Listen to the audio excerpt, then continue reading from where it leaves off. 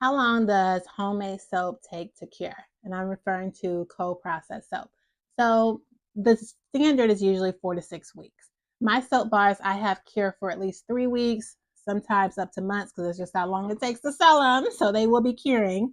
You can see here, this is a soap bar that I made about 3 months ago. So it's been curing for essentially 3 months. It is one of my beer soaps. Great lather, great feel, love it.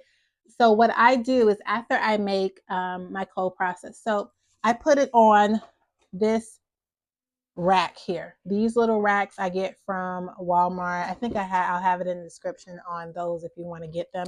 But I just sit them on this rack and I'll set them where, like, you see how these two soaps, I'll set them where they're about like maybe that distance from each other so that there is air circulating through them. Because the reason that you need them to cure is because after the soap is made, it's made with a lot of excess water. That water has to leave the soap so that the soap bar can get harder. It's not going to get hard overnight. Like, it's just not going to do that. So it takes a few weeks for that water to evaporate.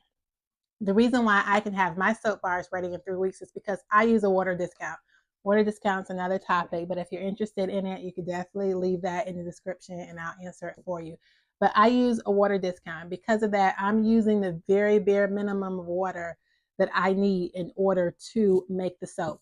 So because of that, when after I make my soap, my cure time is significantly less. And you can determine how long your cure time is based off of your soap recipe by measuring your soap. So after you cut it, because the cure time does not start until you cut it. So if you let your soap bar sit in the mold for a week, it hasn't started curing. Okay, your cure time has not started until you cut the soap bars and you space them out in an airy area. I usually put them on parchment paper. So I have, like, on my racks here, I have parchment paper lined there, and then I set the soap bars there, at about that distance away from each other.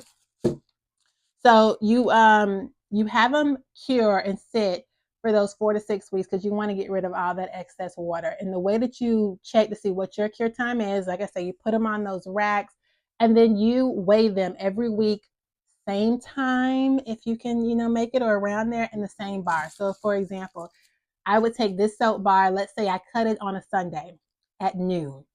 So every Sunday for the next 6 weeks, I will measure the same soap bar on a scale, a regular kitchen scale, and see how much it weighs. You'll see that it's going to lose like maybe 0.02, to a little bit more per ounce per week. And you do it every week. So you do it Sunday at noon, or, around noon every week for 6 weeks.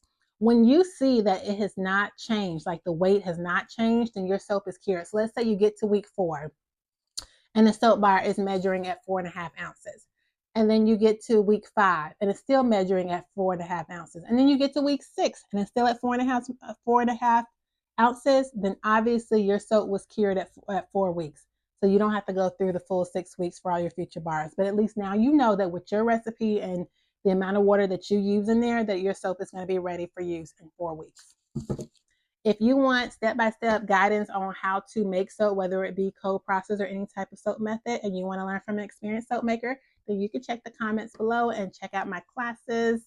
Hopefully I'll be able to see you there. I'm an experienced soap maker, been making soap since 2018, and I can guide you through this process. Thank you.